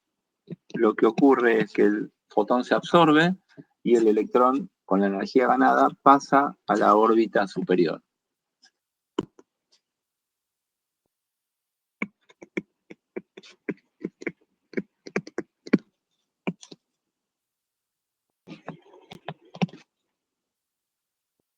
Bien, entonces, imagínense, el planteo de la conservación de la energía es el mismo. La energía inicial, o sea, la energía antes de la absorción y después de la absorción tiene que ser la misma. Entonces, la energía inicial del electrón más HNU tiene que ser igual a la energía final. Bueno, escriban esto porque no escriban nunca esto, por eso les digo que se la olviden. Nunca empiecen de acá. Nunca empiecen de esta expresión. De hecho, nunca ni la usen. Porque plantear la conservación de la energía es muy, muy elemental, muy obvio. No se tienen que acordar nada. Plantean esto y ya está. Y de ahí obtienen la relación entre los N inicial y el N final. Ahora uso que para el átomo de hidrógeno esto es menos 13,6 electronvolt sobre N cuadrado. Bueno, etcétera. No lo sigo, pero ahí lo siguen planteando ustedes. me va a quedar la relación entre N y N final de acuerdo a si es absorción o emisión de manera natural. Y si en cambio empiezo planteando esa expresión analítica, empírica, me voy a hacer lío con el N inicial y el N final. Bien, entonces.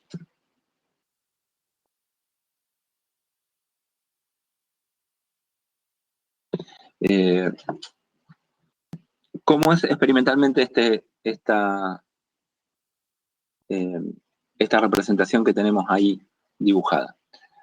Bueno, ahora tiro luz con un espectro continuo, luz blanca, luz que viene, o luz del sol, luz que viene de una lamparita que tiene un espectro amplio.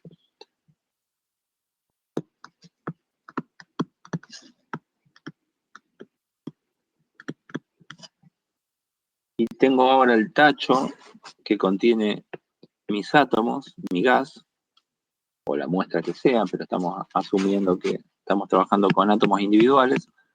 Así que tengo un gas a baja presión. Bueno, y estos átomos, supongamos que sea hidrógeno, si es hidrógeno o cualquier elemento químico, va a tener sus electrones en los estados de energía más baja que pueda. Entonces, todos los electrones van a estar en el estado fundamental. Este NI, en general, salvo procesos medio extraños, va a ser el estado fundamental. Pero ahora hay, bueno, uno puede diseñar materiales para que absorba 2 fotones. O sea, pasa del estado inicial al estado siguiente, que acá etiqueté N final, y en ese estado N final se queda mucho tiempo. Uno puede hacer que eso quede mucho tiempo ahí, para algunas situaciones particulares, de manera que le llega otro fotón y le pega cuando está en el estado NF y lo lleva a un tercer estado NF'. Pero bueno, salvo esas situaciones especiales con las que no nos vamos a meter, entonces, para que absorba un fotón, tiene que estar en el estado de más baja energía, o va a estar habitualmente en el estado de más baja energía. Entonces, ¿qué va a pasar cuando yo analice el espectro? Pongo una red ahora.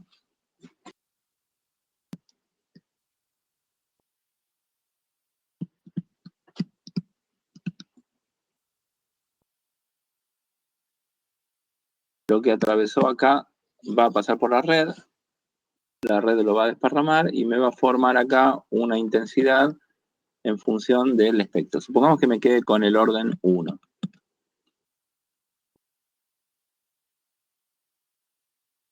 Bueno, y en función de lambda. Y me quedo con el orden 1. Los otros órdenes no los miro. Y tengo un espectro continuo, o sea que lo que voy a obtener es, bueno, supongamos que la lamparita hubiera sido un cuerpo negro, tendría un espectro cuerpo negro de la lamparita que me iluminó esto en el orden 1, ¿sí? Ahí estoy dibujando el orden 1 de todos los colores. Cada color sale con un ángulo distinto. Si lo mirara en una película fotográfica, recuerden eso, tendría toda la película fotográfica pintada. Bueno, voy a hacer algo más natural, que es cambiar el trazo.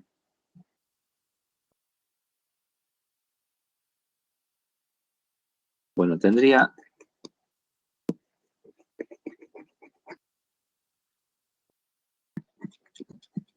toda la película fotográfica llena de colores. Imagínense que esos sean los colores. Y ahora, en algunos lugares particulares, en el ultravioleta, para el caso del átomo de hidrógeno, voy a tener el faltante de esta línea, o esta línea, o esta línea.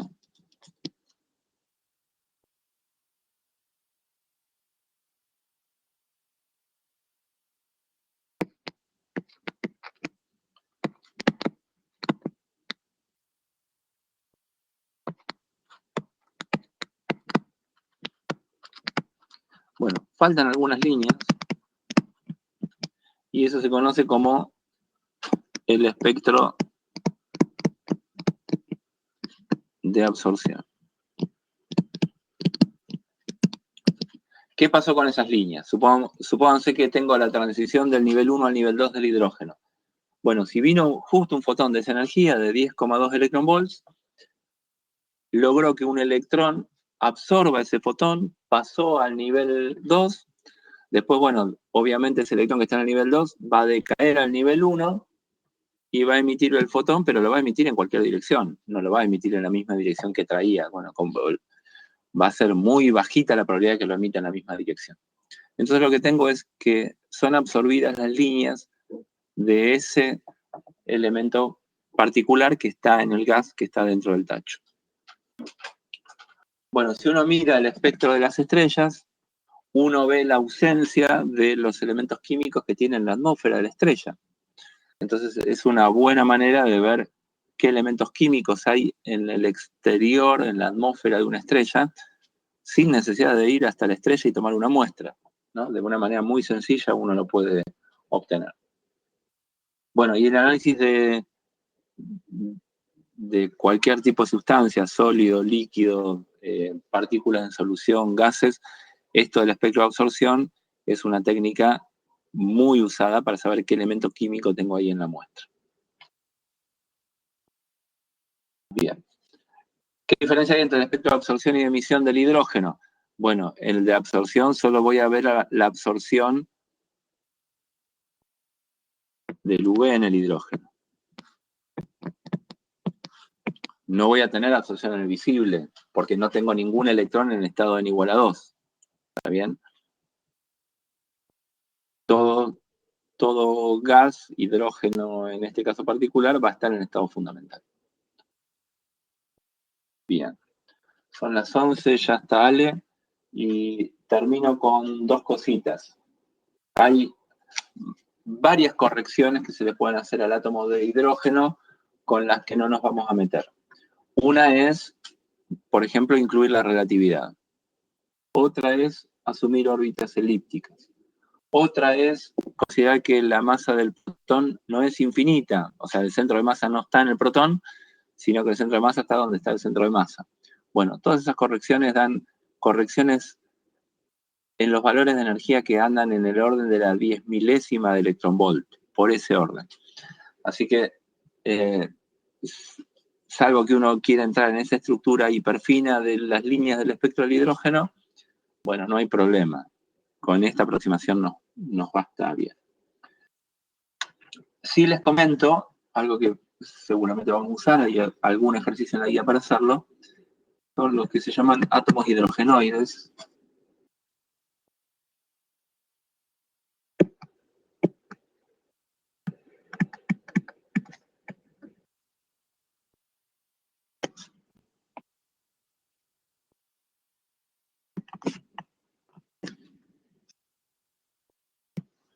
Por ejemplo, supongamos que tengo el segundo elemento químico de la tabla periódica, el helio. El helio tiene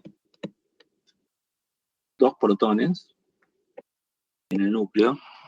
Bueno, tiene 2 neutrones, son partículas neutras, como su nombre le indica. No nos vamos a meter todavía. Y tiene 2 electrones orbitando ahí. Si quisiera ver esto y considerar la interacción coulombiana, tengo que considerar la interacción coulombiana entre electrones y el núcleo y entre electrón y electrón. Bueno, esa interacción entre electrón y electrón, de electrones que están orbitando, se vuelve imposible de tratar. Entonces, la manera más cómoda de hacerlo es decir, bueno, volémosle un electrón al helio. Entonces nos queda helio ionizado. Y lo anotamos así en su representación. Le ponemos un signo más, quiere decir que le volamos un electrón y quedó con una carga positiva. Bueno, si quiero tratar este átomo, por eso se llama hidrogenoide, porque funciona como el átomo de hidrógeno, salvo que el núcleo es más positivo, bueno, y más masivo también, pero para nuestros fines, más positivo. ¿Qué tendría que cambiar de toda nuestra cuenta? Voy al principio, el puro principio donde empezamos, acá, planteamos fuerza igual a masa por aceleración, y planteamos que la fuerza es la carga 1 por la carga 2, y la carga 1 era la carga del protón. Bueno, todo lo demás no se modifica, lo único que tenemos que cambiar es que la carga del protón es, perdón, la carga lo que era la carga del protón en el átomo de hidrógeno, ahora en la carga de helio, del núcleo de helio, es la carga de 2 protones. Entonces, todo lo que hay que hacer es cambiar Q1, ahora es 2E, y por lo tanto, donde aparecía Q1 por Q2, ahora me aparece 2E cuadrado. Entonces, no hay que hacer nada raro, vamos a nuestro resultado final, y donde dice, hay que cambiar en todos los lugares donde aparece E cuadrado, lo tenemos que cambiar por 2E cuadrado. Eso es todo. Y tenemos la expresión para el átomo de helio. Por ejemplo, fíjense las energías del helio. ¿Qué va a pasar con las energías del helio? Las E sub n. Me voy a lo que obtuve para el átomo de hidrógeno.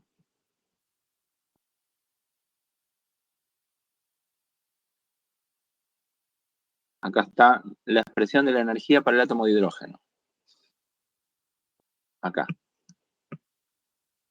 Fíjense que me aparece un E cuadrado al cuadrado. Todo lo demás no me cambia. Entonces, ¿qué va a pasar con las energías del helio con respecto a las del hidrógeno?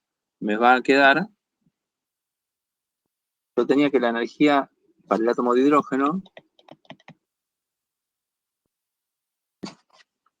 era igual o era proporcional a E a la cuarta. O sea, a E cuadrado al cuadrado. Entonces, en el helio ionizado, las energías me van a quedar cambio E cuadrado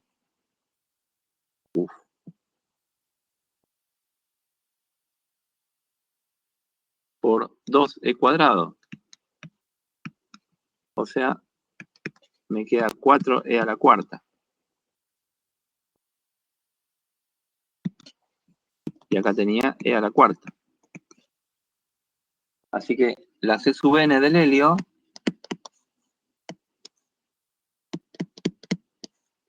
son igual a 4 veces las E sub n del hidrógeno.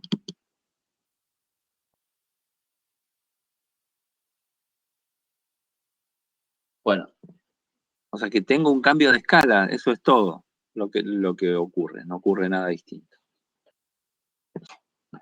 ¿Qué pasa con el litio? Que es el siguiente elemento químico. El litio tiene 3 protones, 3 neutrones y 3 electrones. Bueno, le arranco 2.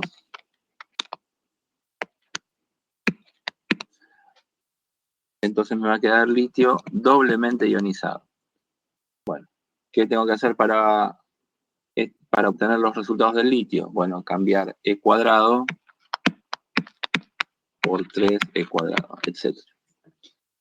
Bueno, obviamente ustedes van a ver que quedan más ligados, porque obviamente el núcleo es más positivo, y las órbitas van a ser más chicas, las energías van a ser mayores, o sea, perdón, más negativas, y las órbitas van a ser más chicas. Bueno, Ale, me tomo 5 minutitos más. Les comento el principio de correspondencia y ya los libero para vos.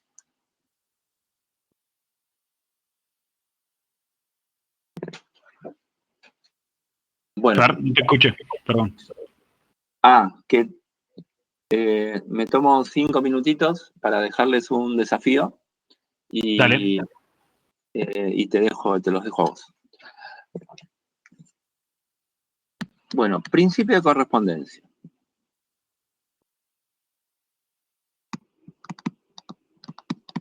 Bueno, volvemos al problema central del modelo de Bohr. Esto dijo Bohr, lo llamó el principio de correspondencia.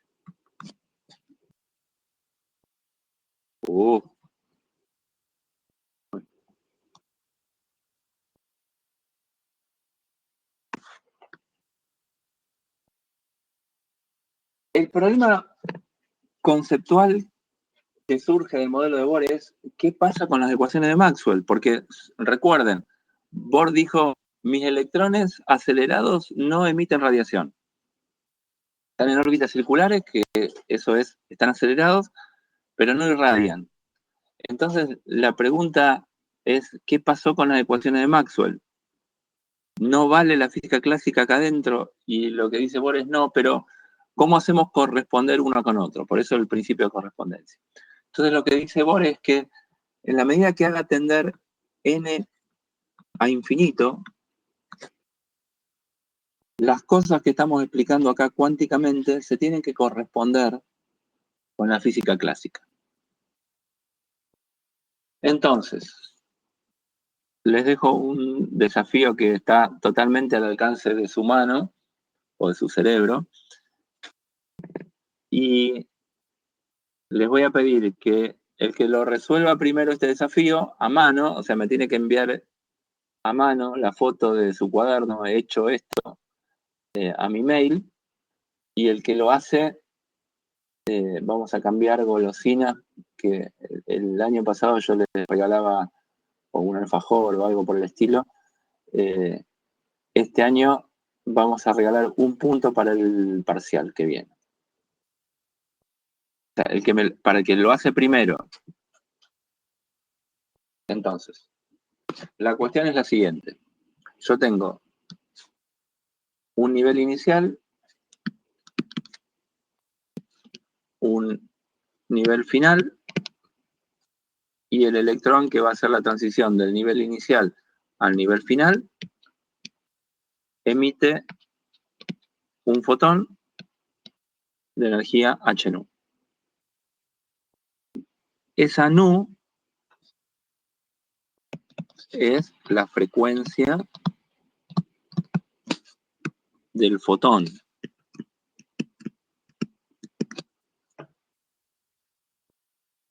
¿Sí? Hay otra frecuencia, voy a llamarla F sub E, de la órbita NI, es la frecuencia de giro del electrón. O sea, calculan cuánto tiempo da una vuelta, la inversa de eso es la frecuencia de giro del electrón. Electrón en la órbita NI. FE NF es la frecuencia de giro del electrón en la órbita NF. Bueno, ustedes pueden comprobar que esta y esta no tienen nada que ver. La frecuencia de la radiación emitida del fotón no tiene nada que ver con la frecuencia con la que gira el electrón en la órbita. Pero clásicamente, la frecuencia de emisión de radiación tiene que ver con la frecuencia de oscilación de la carga. Entonces, ¿cómo hacemos corresponder esto con esto? Bueno, eso es lo que dice Bohr que tiene que ocurrir cuando n tiende a infinito.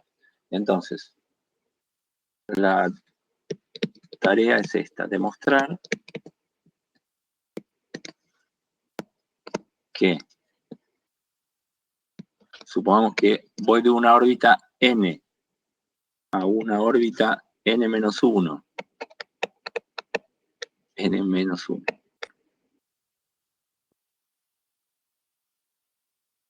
Si el electrón hace una transición de una órbita n a n-1 y emite un fotón de frecuencia h-nu,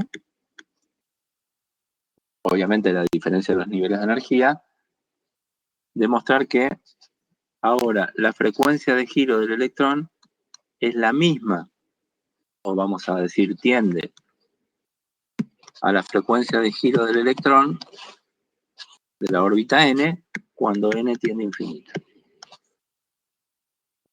Es decir, empieza a funcionar las ecuaciones de Maxwell. La frecuencia de giro del electrón coincide con la frecuencia de la radiación emitida. Bien, el que lo demuestra primero, no el que lo demuestra, el que lo demuestra primero, yo después aviso en el grupo de WhatsApp ya no pierdan su tiempo, que ya hubo un ganador, pero el que lo envía primero, resuelto de nuevo en lápiz y papel y me manda la foto, se lleva el punto extra para el parcial.